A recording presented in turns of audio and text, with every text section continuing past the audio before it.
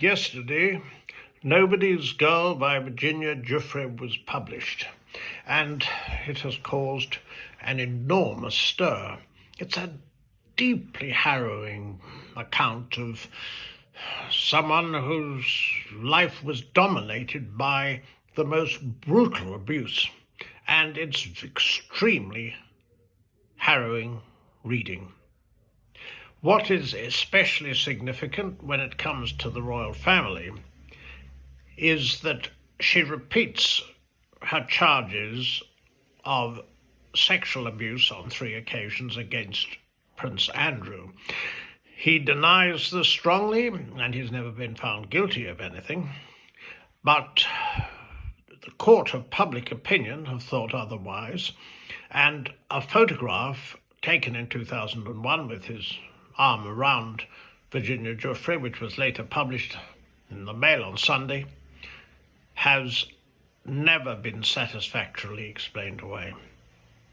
And the book includes charges of abuse against her father, some deeply distressing episodes, and indeed, tragically, she committed suicide in April of this year.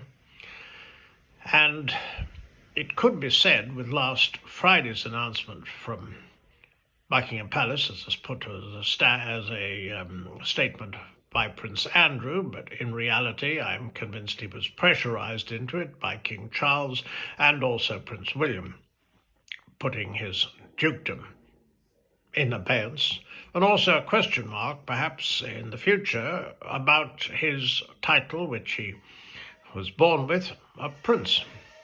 It certainly caused an enormous amount of controversy, and there's no question as well that people feel extremely strongly about the entitlement and greed that have characterized the Yorks, himself and Sarah Ferguson, his devoted ex-wife, who live in a 30-room mansion, Royal Lodge.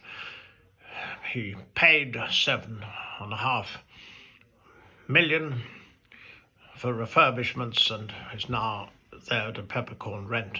Can he be persuaded to move? It's a huge question mark because he's got a 75-year lease on it, and that appears to be pretty unbreakable to judge from reports. Also, the police are investigating accusations that he used one of his personal protection officers to do research on Virginia Giuffre and had her social security number. We have no knowledge as to whether or not anything was actually done. There's no doubt if you read Nobody's Girl, it's so unsettling. I can't, of course, vouch for the veracity of what's in it. Some of it may be controversial, but there's no doubt that she sees herself as a campaigner against injustice, and there's also no doubt that how much she suffered at the hands of the deceased paedophile Jeffrey Epstein, and also his girlfriend, the convicted child sex trafficker Ghislaine Maxwell, currently in prison. This has caused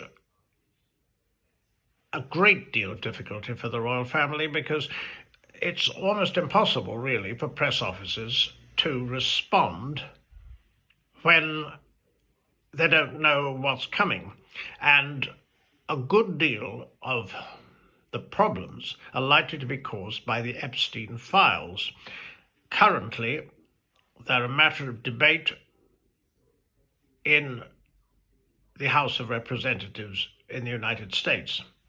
According to reports, only about 1% have been released. So that gives an idea of the positive tsunami that we could face, and heaven knows what's in that.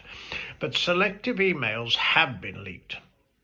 Everybody knows that Andrew stepped down as Special Representative for British Trade because of his disastrous friendship with Jeffrey Epstein and, of course, his calamitous attempt to clear his name on the Newsnight interview, which has become so notorious. But emails now prove that something he said in that interview was a lie. He claimed that when he visited New York in 2010 and saw Epstein, he wasn't in touch with him subsequently. Well, an email has surfaced that basically says, that Epstein, we're in this together. Let's play some more soon, or words to that effect. Now, that is extremely serious. And also, Sarah Ferguson, who was supposedly being rehabilitated. I mean, you think back of her disastrous career as a working royal, and also you think back at endless debts, scandals. But what's surfaced now, in 2011, she accepted £15,000, we know that, there are rumours it's much more, from Jeffrey Epstein to help pay off huge debts, and publicly apologised and said that she wouldn't be in touch with him. An email has surfaced where she calls him a supreme friend.